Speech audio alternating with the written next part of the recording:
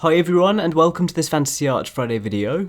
In this video I'm attempting a drawing of a giant dragon. I wanted to imagine that this dragon has been sleeping underneath the mountains for maybe thousands of years, and it's awoken from that slumber and it's burst upwards from the mountains and it really dwarfs them, so really putting into perspective the massive scale of this dragon. I also really liked the idea of adding lots of motion to the drawing through the use of environmental effects and weather and that kind of thing, and I just loved the idea of this being such a dramatic scene with this dragon waking up after such a long time. While working on the sketch and the outlines, as you can see, I added a couple of layers of foreground with some mountains and a lake, and then on the closest layer of foreground I added a caped character that I always love to add to these drawings, and I think it's a great way to add another sense of perspective and scale as to how massive this dragon really is. For the outlines I used a Prismacolor 02, and I've had so much fun using this pen recently, and just angling the pen tip and changing the line thickness in this way,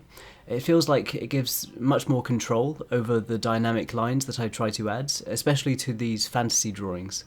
And also in this case I tried to focus the line work to certain areas, so to the dragon's head, its neck and its wings, and then I faded the lines downwards towards the bottom of the page, and this is kind of considering the environmental effects that I wanted to place over the top of those areas later on. Whenever I'm working on any big drawings like this, I always like to focus the line work in this way.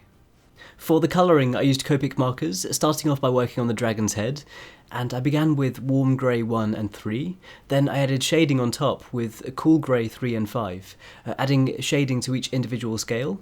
Then on top of that I used a barely beige marker to add a warmer tone, and then I just continued to develop more layers of shading to just try to show some areas overlapping each other, using a black marker along with cool grey 7 and 5, blending between them in that order to try and create a nice smooth gradient. Then on top of that I added some highlights with a white Prismacolor pencil, a white GellyRoll pen, and a Uniball Signo broad white ink pen.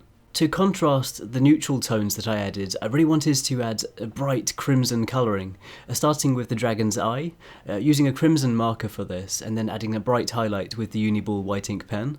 Then I continued to add some bright crimson colouring inside its mouth with the gums and the tongue, blending crimson first, then a cardinal marker, then adding some shading on top with the cool grey markers and a bit of the black marker as well.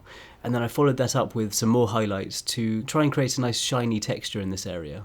And then after figuring out the art supplies that I wanted to use for the dragon's head, I continued to use the same markers and the same colouring techniques for the rest of the dragon.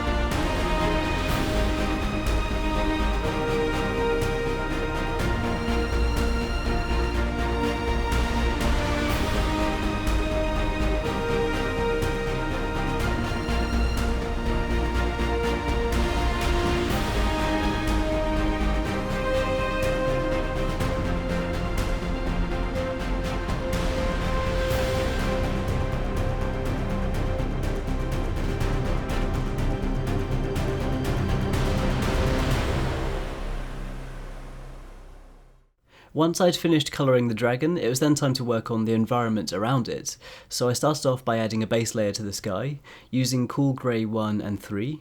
Then, to create some environmental cloud effects, I started using graphite pencils, specifically a regular 6B pencil, and with this I just started adding some patchy areas of shading.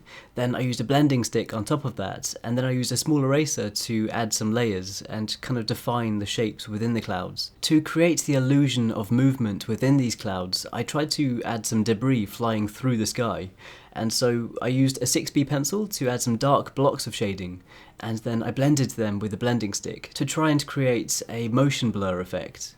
For the mountains and the lake in the foreground, I added some shading with all the cool grey markers, and I made sure to add reflections of the mountains in the water, which I was really pleased with.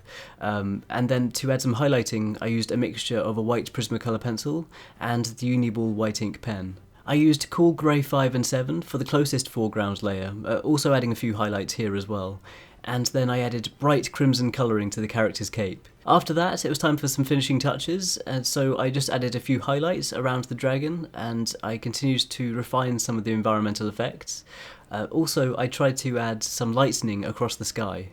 Then after that, this drawing was completed, and overall it took about 6.5 hours to complete, and I absolutely loved working on this. I really loved working on such a dramatic scene with this massive dragon. So be sure to let me know what you think of this, and also let me know if you have any suggestions for future videos. If you want to see more stuff like this, then feel free to subscribe, and any likes or shares on this video, they really mean a lot to me.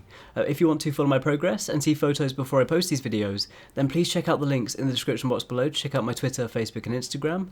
And once again, thank you so much for watching, and thank you so much for the support. I truly appreciate it, and I hope you have an amazing day, and I'll see you all soon.